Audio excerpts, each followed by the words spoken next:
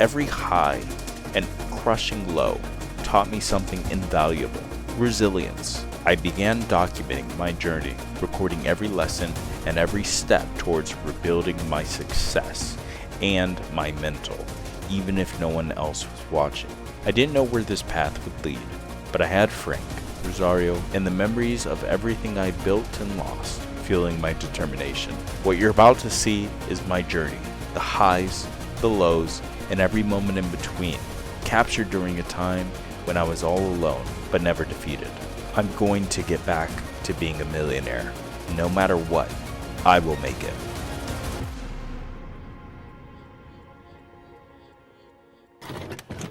Hey guys, guess what date it is? It is, let me just show you really quick. It is Friday, April 28th. Bitcoin is at 29,180 and Ethereum's at 1,888. The project that I am in, funny story in a second, is at I haven't even checked. You'll see why. A delicious $3,560. Wow. Nice. Other than that, let's get into it. So what have I been up to? I don't know when the last I want to say that it's been a month. I want to say it's been a full month, right? Because my last update was right when I was going to San Diego, and I'm actually going to San Diego again this month, the same dates in like 2 days, right? Yeah. Right? Yeah, 2 days. And so, since then, what has happened? I've been working. Yeah. I've been working my ass off. I've been driving a lot for Amazon Flex, and that's what's been basically keeping me afloat. I'm talking about 4 or 5, maybe 6 days, most weeks. Just churning out $100 to $130 or whatever, doing shipped on the side, doing as of recent, doing Uber Eats, when I can as well, getting my blood taken, all this shit, like just keep going, keep going, keep going. And I was able, the first week of this month, I was able to pay off the bills that I needed to pay. Second week of this month, I was able to pay some rent, like maybe a third of rent, even though I'm owed some money from other places. So technically my rent is good this month, and I already knew that, but I'm also paying it as well until that money comes through. Yeah, and just fucking getting all my bills paid. So starting today, I am good. I am free. I am free. I'm free from the cycle. Now, one of the things. Now, okay, so let's move to the animation aspect really quick. The animation stuff. I've been working on that. It's been good. But the company, that I was with, slow rugged. So even though I know Christian and I know the team, somehow still got slow rugged, and they don't have enough funds to keep going, which means that it's done. I really don't know how that's possible, but we learned about that 2 days ago, and so it's just it's a shame. Maybe I could sell my Voyagers. I don't know, but at the end of the day, I wasn't I wasn't expecting much, anyways. I did want to try to make something out of it myself, with like the animation and stuff, which I'm still gonna complete because it doesn't make sense to stop on that when it's like such a good little thing that I'm doing. So I'm gonna finish it. I don't care, but It is a shame that the company in general sucked. So, and went down. So that means I'm not gonna have anything in the future towards that. But it's also like a big relief off my shoulder because here I am every week making sure I have a little bit done, a little bit here, a little bit there, making sure that I keep in touch, making sure that I do this and that, and now I feel like free, like I'm good, like I don't know, it's so weird. It's like the company, like all your money is up here and it goes down, and I'm like still happy. I don't know. It's weird. It's like because I guess because I already felt like I had zero, and I've lost so much. I don't know, bro. It doesn't affect me anymore. Loss does not affect me anymore. And I'll even go as far as this. So yesterday, and this might be good for the future as well. Yesterday, my mom texted me, and she was like, "Your grandma and grandpa, um, your grandma just her brother passed away." And I'm thinking about it. I'm like, yes. And so she says the name and stuff like that. When you were super little, you knew about him. I'm like, yes, but I'm not gonna send the condolences via text because um it doesn't, for me, it doesn't make sense to false like give like some fault like I put it this way: if you're writing a birthday card or like a get well soon to people that you know is gonna make them feel better, right? Because you're doing it, but you don't really know the well, I would say like this: I know it would feel good to get that text and say, "Hey, sorry for your loss," blah blah blah. But I also hate the fact that I really wouldn't like it wouldn't I wouldn't care in a sense, and that seems fucked up. But I'm gonna get to why I like what I figured out about all that, right? And it's not that I don't care. Like I love my grandma, I love my grandpa, but the fact of the matter is, I can't show fake empathy to somebody I didn't know, even if they passed away. You might be grieving, but if I didn't know them and I can't grieve as well, right? Like if I can't like feel the same thing, why am I gonna say sorry for your condolences and have them say, "Oh, thank you," and it just be kind of like fake?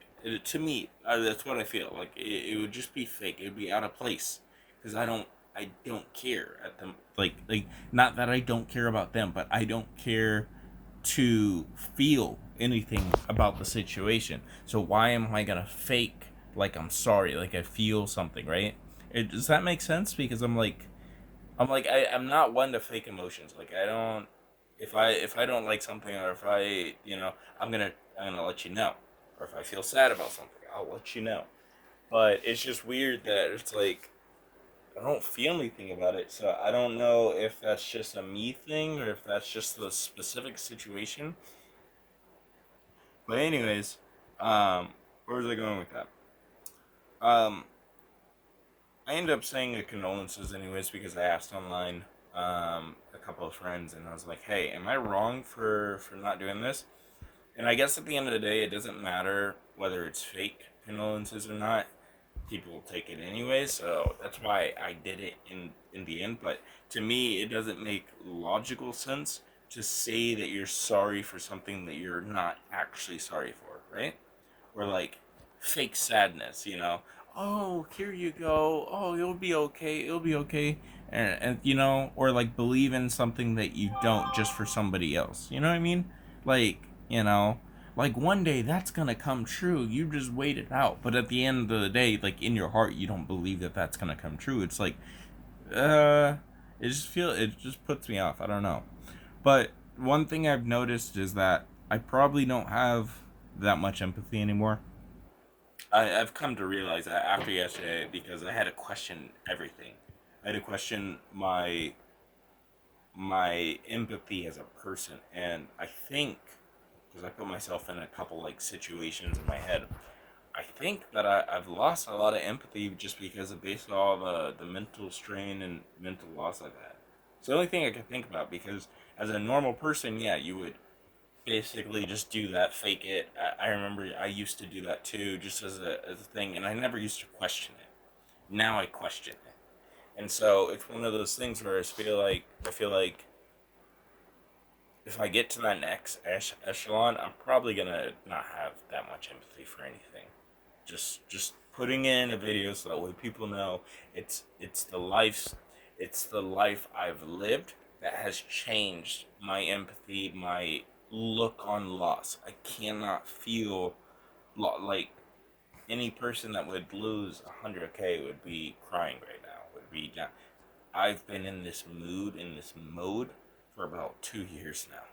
So imagine waking up every single day knowing that you had enough money to be good, to be set for life. Well, not life, but generally be set, right? Every single day knowing that you had enough. If you would have just been smarter, you could have basically had enough for your life in general if you were smart about it.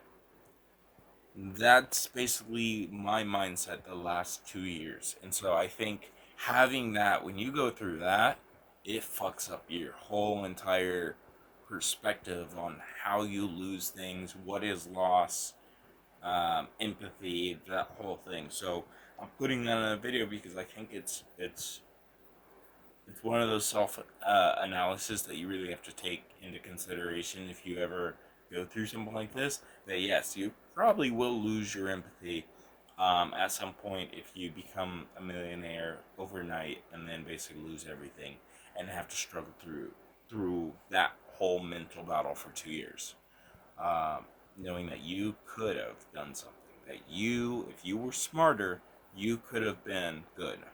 So I'm just putting that there. So yeah, and then maybe having trust issues now that I've been in 2 projects that have both rugged. So what am I gonna do about that? I'm just gonna finish my animations and then start my personal work again. I still have Space Cat. I don't know if I mentioned that, but basically it was an animation that I started, and then I got into this project, and then I had to stop.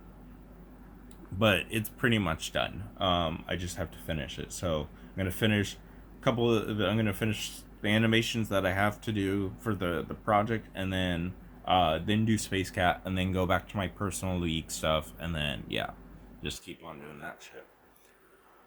Am I gonna stop Amazon Flex? No, because the problem last time was I wasn't investing.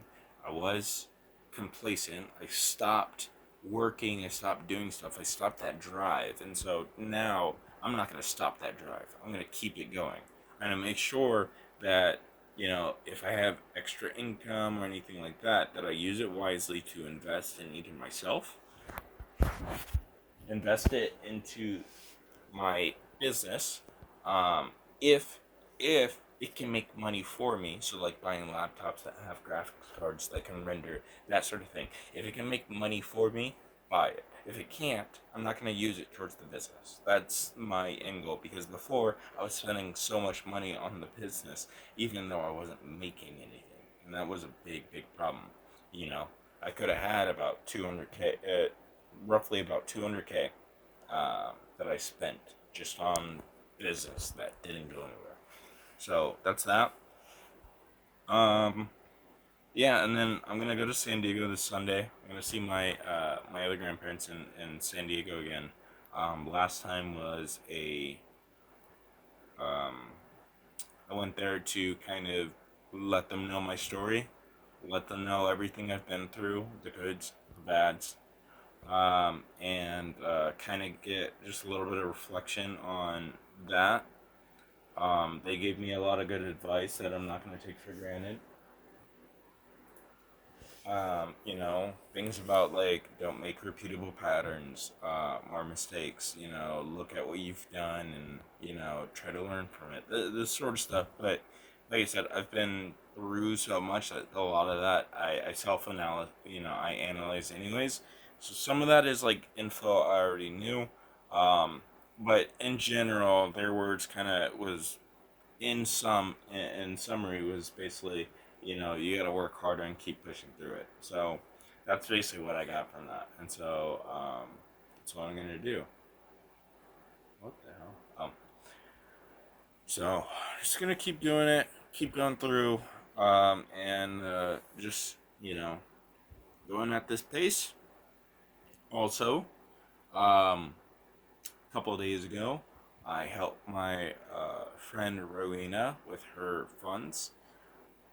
She was one of the few people, so it was me, Mike, and Rowena that basically put our money in Sheeb and basically saw overnight fucking gains to the fucking moon.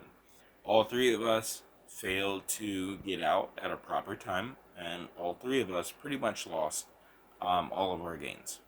Now, Rowena is kind of a special case because she only put in maybe about like 1 or 2 thousand or whatever, and still had like 9K left. Mike would have been the same, but he got hacked somehow, so he lost his entire fortune there. He had almost about 100K. So, but Rowena is a different case. She is about 10K now. I'm hoping my goal for her was to get out of Sheeb because Sheeb isn't really doing much right now. Hopefully that's not the case in the future, but I do think that Render and Caspa is gonna just do numbers over Sheeb. So I got her to split her money like 4,500, or sorry, 4,000 in Casp and like 5,000 in Render, something like that. And we're gonna see what happens with that. First goal is 20K, and then after that we're going for 100K, and then after 100 going for a mil. And if it works for her, then that's really dope. I'm just happy just to kind of be part of that journey. And if it goes higher than that, or if I get a cut or a split or whatever, I'm grateful. I'm basically helping her do what I should have done, and so hopefully it goes somewhere. Hopefully it's like a redemption arc, but I have no clue, honestly. So that's what's going on. I'm just living life. I learned mistakes, and now I'm doing something about it. With Frank right now, we got like 3 leads from Angie's leads. We're back on Angie's leads, and hopefully they go somewhere. But he's been sick the last 3 days, so it's like he's always okay. Something you gotta know about Frank, and if this video comes out, it'll be so funny. Something you gotta know about Frank is that he always, always, always, without a doubt, gets sick when there's projects that come up. I don't know how it happens, how it works out, but he always gets sick when we get good news. Like, really good news. Like, I don't understand how it's possible. I don't. But yeah, he's been sick the last the 3 days. It could be a bank account thing. It could be the Red Bulls. Could be the smoking. I don't know. Hopefully, by the time this is seen, he's not doing Red Bulls. He's not smoking. Frank, don't fucking smoke. Bad for you, bro. It's bad for you. I don't want you to fucking pass away early. Stop this shit. So, and I think that's it. So I'll keep you guys up to date. I'm sorry that it's been like a month. But I think it also shows, like, before I wasn't working as much. So you might see, like, I feel like when you see, like, more delays in time, however, it just shows that, like, I'm on that grind. Maybe. So, it is what it is.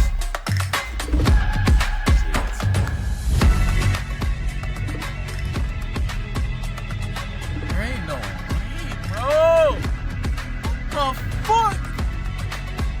Oh hell! What the fuck? Hey! Get the fuck out! What the? Hey! What the? Hey!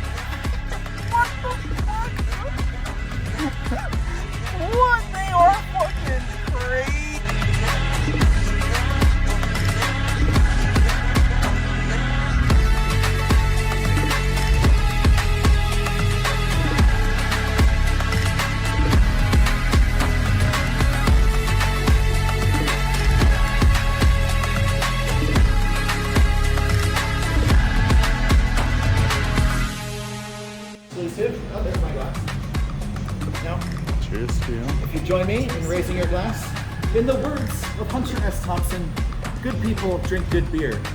Here's to good people, my friends. Cheers to good people. 3, 2, 1, cheers! So if you thought the video was good, please give it a like and share. It really helps. And don't forget to subscribe so you can see the rest of the story unfold. This project is so close to my heart, and your support keeps it going. Thanks so much. With that being said, I'll see you guys next time in the archives of a Shiba Millionaire.